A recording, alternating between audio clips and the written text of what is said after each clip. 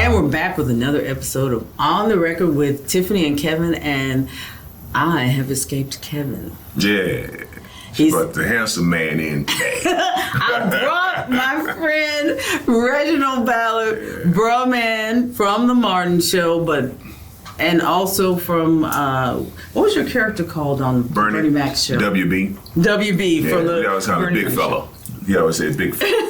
that character was based on his real life friend. Really? Yeah, one of his real life friend. I can't tell you what they called him. They called him Big. Oh Lord. Big E. No, definitely don't say that on Bernie, this one. That's what Bernie used to call him. It's based on this real, life friend. So. Wow. Yeah. Wow. For me, even comedy has been the thing that just brought me back to life after the difficulties of some of what we've dealt with kidney disease. Right. But and that's kind of what brought the two of us together. Yeah. Was kidney disease and Vance Bradford. Mm-hmm. Vance is low key the connector of people. Yeah. Believe it or not, Vance really, kind of catapulted my comedy career. He met me back in the day, and he said, "Man, this Colonel want to do shows, man, all over the world." And I said, "Yeah, right, whatever." He was sitting outside the comedy spot, and he said, "Nah, man, for real, man, I'm gonna call you." And next thing you know, I was in Japan, Panama, Germany, all over, opening for military bases. Yeah. But I can see that because Vance, he has this creativity about him and he can see stuff that you don't even see in something. It just looks normal to you, whatever. And he's like, "No, I thought of this and this." He will walk you through an entire creative process that he's come up with, like with this sandwich thing. Sandwich. Bro, man, search for the perfect sandwich. We doing that now. I told Vance Vance know my whole life story, man. He know, born in Galveston and and it's funny because when I was a kid, I had to go. I remember one time I was playing outside and my mother, she said, "Come here." She said, "You look swollen." I was like, "Swollen? What you mean?" She's like, "Your feet, look at your feet, your face." She said, "I didn't take you to the hospital." I took me to the hospital. They said I had kidney disease when I was a kid. But, I stayed in the hospital for maybe 5 days, and the only thing I remember is they giving me sugar water to drink. The water, whatever they gave me was sweet. All the other kids had sodas, I couldn't have soda. Then the next day, that fifth day, they gave me some soda, and they just let me go. Like, they didn't do any kind of, I wasn't poked and prodded, but then, years later, it ran back up. I mean, like 50 years later, And that was crazy. It's like I didn't have no kidney problems until, 50 years later is when I had the kidney situation. So I don't know how that happened, but, my mother was born with one kidney. My sister was born with one kidney. I don't know if we had kidney issues in our family, but they never had kidney disease, Yeah. Well, we were like that too. Like there was something, not the same thing, but I was looking forward because I'd lost 9 family members to kidney disease, and I was sitting there trying to figure out what was going on. It was more, what really made me jump into it was my cousin. Like I grew up with his mother. She's like 14 years older than me. And Daryl Jr. went into renal failure at 21. Oh, really? 21 years old on the side of the road. You've never met DJ. You've met my brother, Darrell. But Daryl Jr., that was different because he was a kid. Right, yeah. And I was like, this kid has his whole life ahead of him. Yeah. And so he got a transplant and it failed. Failed almost immediately. And then he, like in the first 18 months, it was like month 12 or 11, it failed. He didn't have it for very long. And then he went back on dialysis, and I saw him here in San Antonio. And my grandmother was dying, and we would stay in the hospital with her overnight. Well, my uncle and his family really did most of the heavy lifting on that, but Daryl Jr. and I would come in and relieve them from so they could have a break, Yeah, you know, yeah. because she was there for a long time, you know, like a few months. And when I saw him, he was having heart troubles. You know how most people with kidney disease, it's the heart that people die from a heart attack. They don't actually die from kidney disease itself. So he was worried. He was about 8 years into being on dialysis at that point. Oh, yeah. And that's beyond the statistics, because the average person with kidney disease only lives about 5 years. Right. And so he started having that, and he said, Tiffany, I want to talk to you about this. I'm having a problem, and I can't talk to my parents about it. But I want to talk to you. And I said, okay. And he told me all of that. I made him go to a nephrologist. And when I did, I saw a little postcard for Texas Kidney Foundation on Is that right? And that's how I got involved with it. That's it. And then subsequently met Vance. Yep, and that's how we came together. Yeah, that's it. That's how we ended up meeting. Once again, Vance Bradford, making connections. Yeah. Helping people. First time I came out, we was out, it was a little chilly outside, a little cold outside. We had to do a little talk, that little thing we had for the doctors, and then they took me to this, you guys took me to this hospital for the kids. Oh. And I couldn't take it, man. I couldn't, it was just. That was with University Health. Yeah, and those kids were they were so precious, man, and they was just, they were full of life, had no self-pity about themselves, and I was trying to hold it together. The kids wasn't feeling sorry about themselves, and I'm sitting up there like, man, let me just hold it.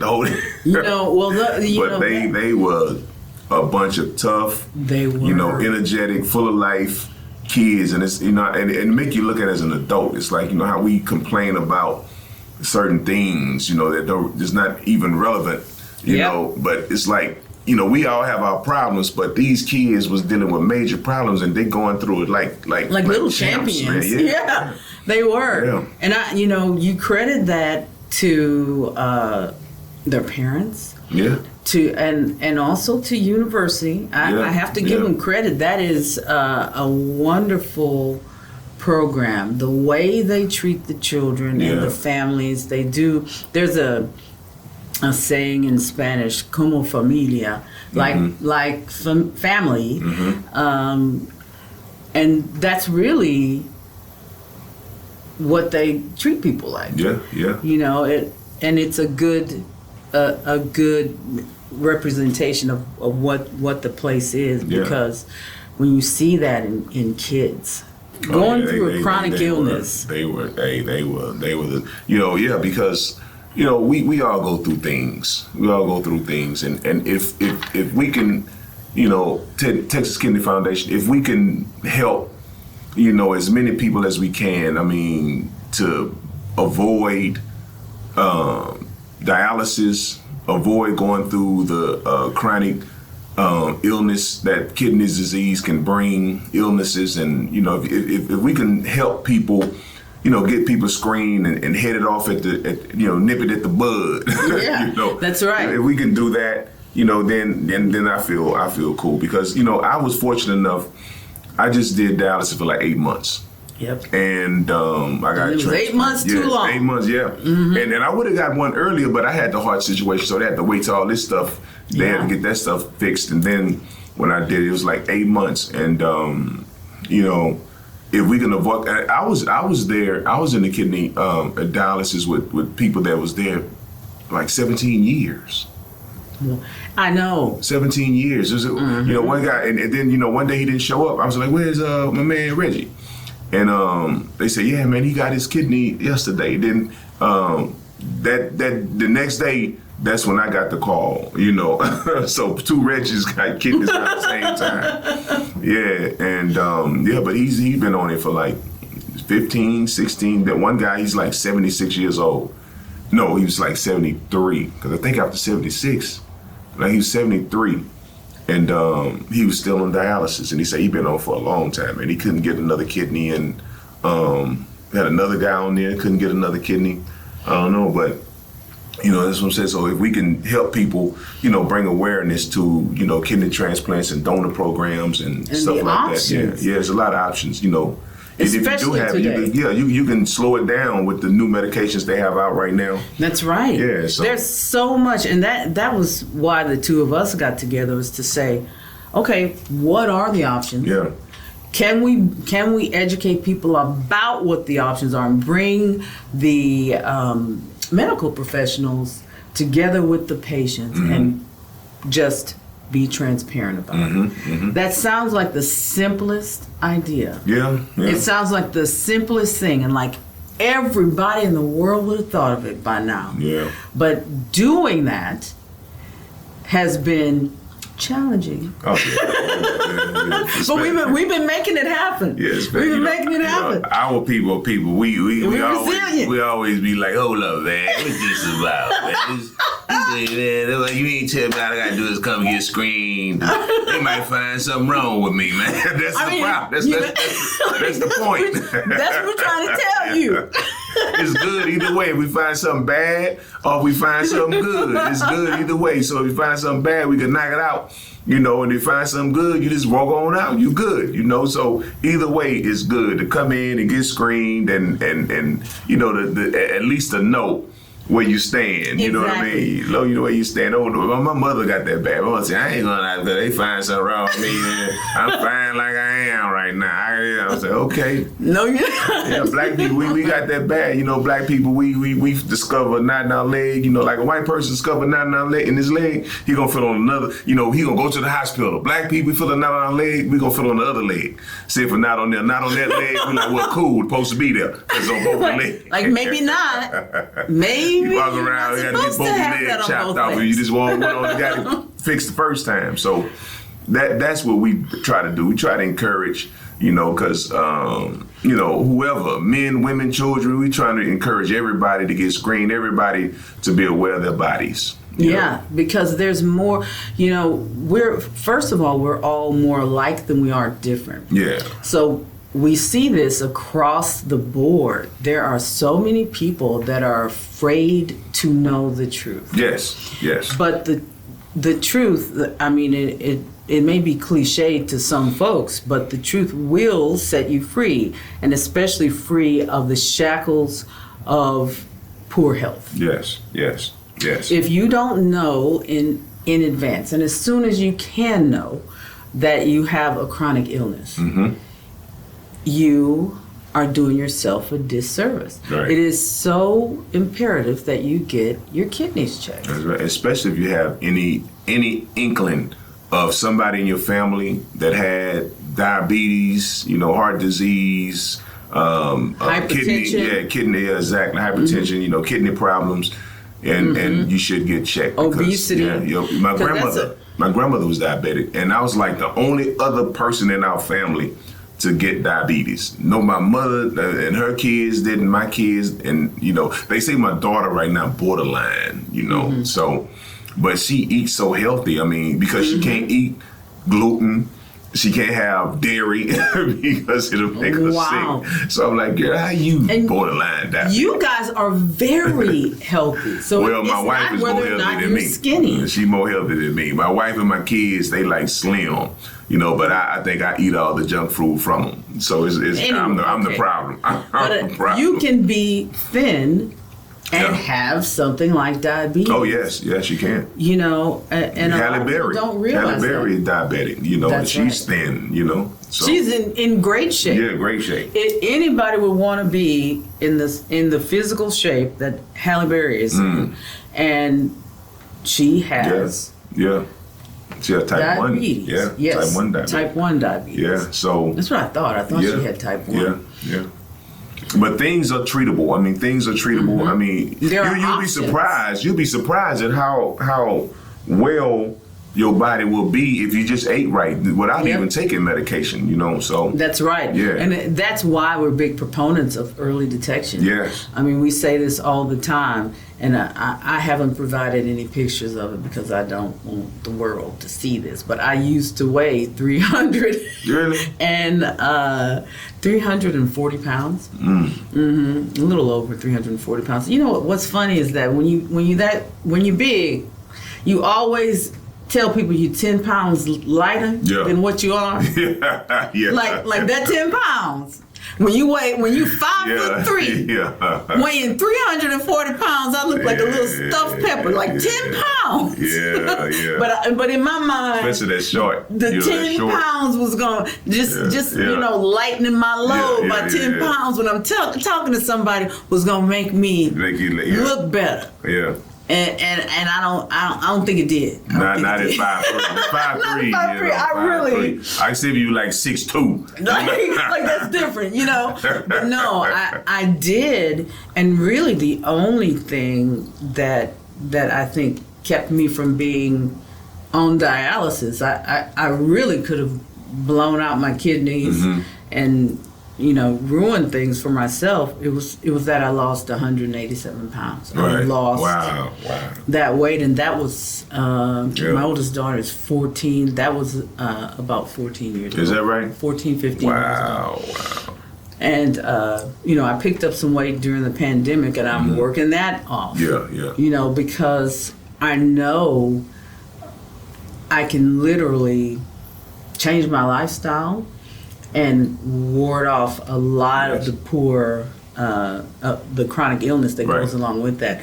I was on, when I gained the weight during the pandemic, I was on four different blood pressure medicines to regulate my blood pressure. And now I've come completely off of one of them, cut another one in half, and I think they're going to lower the other two. And as the weight comes off, because I've lost almost 20 pounds of that weight. Yeah. So as it comes off, then I'm moving away from the medications. Right. But yeah, you can literally you can change. Oh yeah, you can, and I was an athlete coming up. And there's no excuse for me. And I don't even know how I got sick. That's what I'm saying. It could be hereditary, or because I don't know. I mean, I was an elite athlete, blue chip athlete. I mean, I was recruited by almost every school in the country to play football. I never drank in my life, never smoked in my life, never done drugs in my life. And for some reason, I was a sick cat. I had the kidney and the diabetes, and my friends that smoke, drink, and all that. Ain't nothing wrong with them. So I'm like, man, I need to take me a swig here now. To look at you, I would never. Man, and it's crazy. It's, like I say, my grandmother had it, and when I was a little kid, I used to walk past her room all the time. I used to walk to go outside. I used to walk because we all lived with my grandmother, my mother, my sister, me, my uncles, and their kids. We all lived with my grandmother. So I used to walk by her room. I used to see herself giving herself a shot, in the leg. And for some reason, that stuck in my head. I used to always see that. I used to always see it. And for some reason, I thought that would be me. And it was in them being me. I think I called it up on myself, because, I used to say, man, I don't want that to happen to me. But then again, I kind of felt that probably, would be the way I would end up. And, that's how it ended up. But like I say, none of my relatives, nobody else, now we have, my dad, I think, had a little heart situation. And I think my grandfather on my father's side. But my mother's side, only thing they had, I believe, high blood pressure. And my grandmother one had diabetes. So, but everything else, Have you ever had a genetic test for your kidneys? No, I don't think so. Well, they probably did it when I got the transplant. I'm pretty sure they did. No, Reginald. Yeah. So that brings us to what we are up to with our genetic testing. So when God called me into this job, because I really do believe this is my calling, to fight kidney disease. Right. That was 7 years ago. And I thought that there was something genetic happening with my family. And it was because, like, if you were in my office, and my office was set up, because we just moved into a new office this week, so everything's in boxes. Yeah. But I kept a list of everybody that had passed. Okay. With kidney disease. Well, when I made out my list of my family members, just to pray about what we were experiencing and think about it, then you would see Aunt Lena and Uncle George and their 4 daughters, right? And then during the pandemic, Tammy, one of the granddaughters, died. I grew up with Tammy. And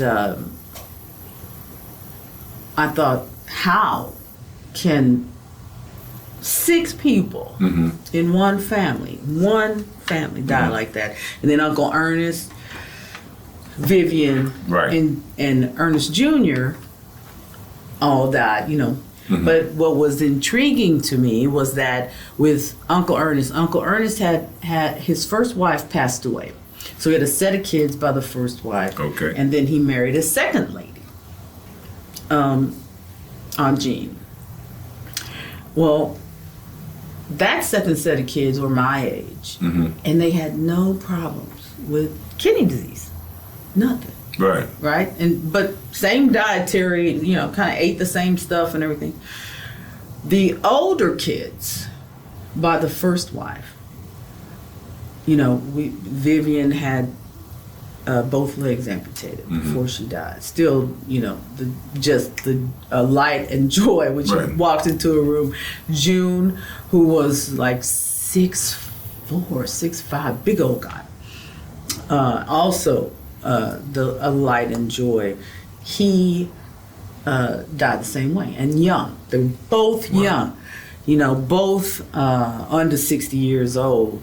But June, I want to say June was like in his late 40s, early 50s when he died. He was like my age now, and I thought, something's going on. Why not them? Why, you know? And I was just, but that's the way my brain works. I was questioning, and everybody here was like, no, there's not a genetic link to Black people. And I'm like, just because they haven't discovered a genetic link doesn't mean there's not one. And so I went to the Kidney Precision Medicine Project. I heard about this project they were having, and I was like, I'm gonna get away to this place with the National Institute of Health. I'm gonna get away in, because you know they don't just let you in there to talk to people. I'm gonna find a way in so I can find out what these scientists are up to. What are they doing? What do they know? And so somebody invited me.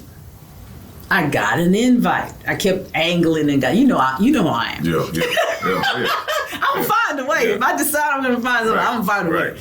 So I got an invite, and I went, and I just started walking around and asking people, is somebody working on something that's genetic and relates to African Americans? And at first people were like, no, and who are you? Because they're scientists, they all know each other. But they didn't know me. There aren't that many Black faces roaming around there. And so, it's like, so here comes this Black woman. And at the time, I liked to wear, and I still do, I still have them, these sparkly high heel shoes. So I wore my sparkly high heel shoes, you know. So I'm the only person with some sparkle and bling walking all through there. So, they, and all this natural hair, they were like, who is this? And I found this lady who was working on it. And she was working on something called APOL1. And she said that she was at the end of her first cohort. And she was having her last meeting. And she was like, you can come to it. We're going to have it in about 3 months. You come to it. And I said, okay. Because I think my family may have this. And she was like, okay. But I was doing that on the side. You know, that was like my side hustle. Because my main thing was to figure out what was happening with just chronic kidney disease. And to get some insight and to study that. And so I did that, and I went to her last meeting. And when I went to it, I met Martin Pollard. That's the scientist who discovered APOL1. Okay. He's a chief That's the genetic test thing? That's that's the genetic allele that black people have. Okay. And so they began to explain it because I didn't know I had never heard of it. And then I met the head of the APOL1 lab because they have a special lab just for that. Because they didn't know what it, once they discovered it, then they were like, oh, this may be the answer to why so many black people have high blood pressure related to kidney disease. Really? Yes. And so I didn't know any of that. I didn't know any of that, and the general public doesn't know that. So I'm sitting there listening to them talk to me, and I said, I don't know what this is, and I don't understand it. Can you help me understand it? To Jeffrey. Jeffrey Kopp, the head of the APOL1 lab, and he said, yeah, I think I might be able to teach it. I said, have you ever taught anybody? And he goes, I've taught a few people at the War College. And I said, okay, well, you think you can teach me? And he said, maybe. And then gave me a USB port, and that's how I got involved in it. Wow. And you've been listening to On the Record with Tiffany and Kevin and Reginald. No. Right, I'm in here today. Reginald's the guy helping me today and just walking through what we're about to do to change the world for kidney disease.